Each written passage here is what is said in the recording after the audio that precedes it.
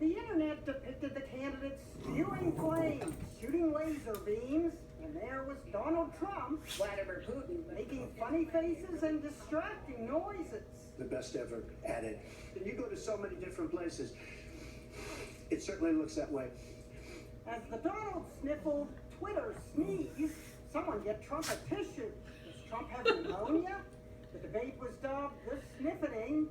Parody Twitter accounts sprouted pretending to be Trump's sniffle, posting gems like this video purporting to be a compilation of every sniff from the debate.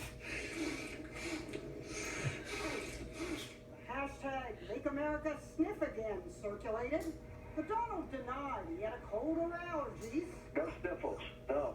You know, the mic was very bad, but maybe it was good enough to hear breathing. The mystery was contagious. So now we have Snifflegate.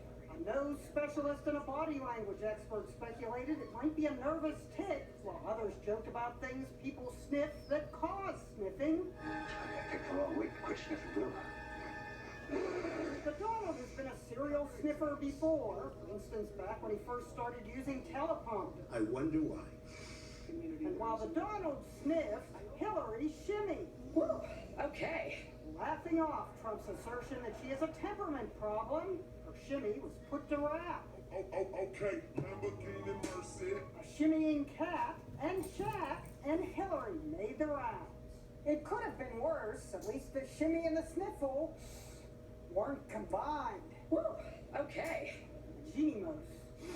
CNN. Whew, okay. New York. Thank you so much for joining us.